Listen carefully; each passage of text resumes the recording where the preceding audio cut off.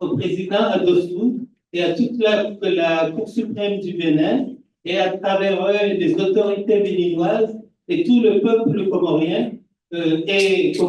béninois pour l'accueil chaleureux qu'ils ont réservé à la délégation comorienne pendant notre séjour et qui témoigne de l'hospitalité légendaire du Bénin. Ensuite, permettez-moi de remercier également les organisateurs de ces travaux, Monsieur le secrétaire général, Monsieur le président Étienne-Marie Fitatan, pour le choix des intervenants et qui est à l'origine de la qualité des débats que nous avons eus durant ces assises. Ensuite, donc, je présenterai un arrêt de la Chambre criminelle de la Cour suprême des Comores qui date du 31 août 2024. Donc, il est tout frais. Cet arrêt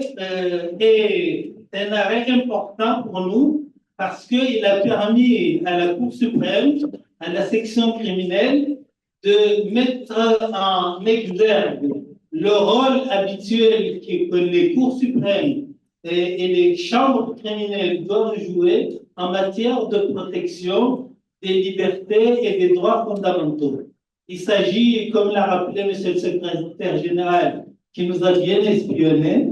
d'une détention illégale et qui a fait le bonheur de la chambre criminelle qui n'a pas manqué de sanctionner cette décision. Alors, en l'espèce, il s'agit d'abord d'un différend commercial, puisqu'il s'agit de 3 personnes, cousins, qui étaient en relation commerciale de fait. Au bout de 2 ans, donc de 2001 de 2021 à 2023, l'un a estimé que les échanges d'affaires qu'ils ont eus ont généré un bénéfice d'environ 21 millions de francs qui devaient lui revenir. Il engage d'abord une action devant le tribunal de commerce qui prospère, puis un référé qui prospère, et puis il a eu entre-temps l'idée de saisir le juge pénal.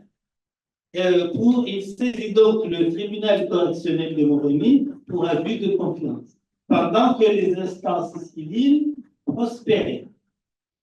Alors, on peut se demander pourquoi les autorités, en l'espèce le procureur de la République, a poursuivi et qu'on ne lui a pas opposé le fait que leur affaire ait prospéré déjà devant les autorités civiles et commerciales. Non, le procureur de la République a poursuivi et une information judiciaire est ouverte. Et donc, la première comparution, alors c'est sûrement le cas dans d'autres législations, mais à la première comparution, IPC, l'inculpé n'a pas droit à l'assistance d'un avocat. Une comparution, donc le juge d'instruction l'a placé sous contrôle judiciaire dans un premier temps, au motif qu'il a reconnu les faits, mais il a expliqué qu'il y avait des décisions entre les parties qui font que cette affaire va connaître un dénouement rapidement. Voici qu'un mois après, le même juge d'instruction, le jour du contrôle judiciaire, révoque le contrôle judiciaire et le place en détention provisoire. Là, le motif n'a rien à voir avec le dossier, mais le juge d'instruction motive selon les voies de recours. Parce que la personne poursuivie, une fois qu'il est poursuivi au pénal, préalablement, il avait engagé des voies de recours de son côté pour défendre ses intérêts. Le juge d'instruction révoque l'ordonnance de placement sous contrôle judiciaire et le place en détention provisoire. Solution qui va être infirmée par la chambre d'accusation, puisqu'un appel a été relevé, et la chambre d'accusation de la cour d'appel de Moroni va infirmer l'ordonnance de placement en détention provisoire, non pas pour le mettre en liberté, mais pour assortir une nouvelle condition, à savoir payer la somme de 10 millions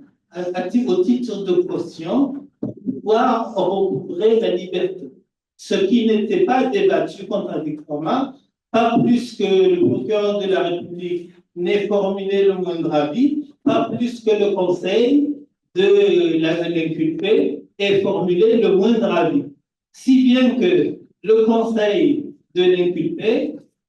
défait à la censure de la chambre criminelle de la Cour suprême l'arrêt de la chambre d'accusation et là, immédiatement, lorsque le dossier avait été estimé en état, la section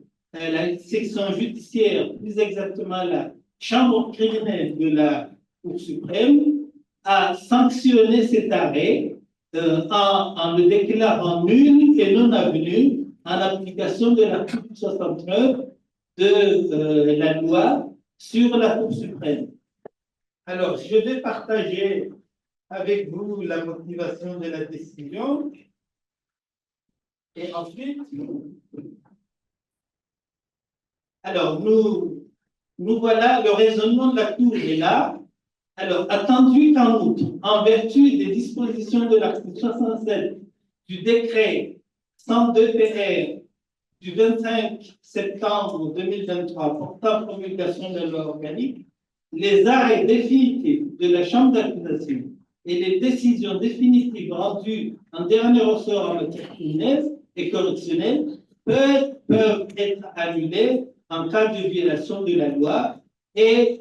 sur le pourvoi formé devant la Chambre criminelle. Donc, le juge de cassation est venu dire, attendez, non seulement vous n'avez pas effectué le contrôle qui vous est soumis, en l'espèce, il s'agit des dispositions des articles 144 et 145 qui ont attrait aux conditions de détention, et la motivation de l'arrêt, c'est que non seulement la chambre d'accusation n'a pas vérifié si l'inculpé avait manqué à une des obligations assorties dans le cadre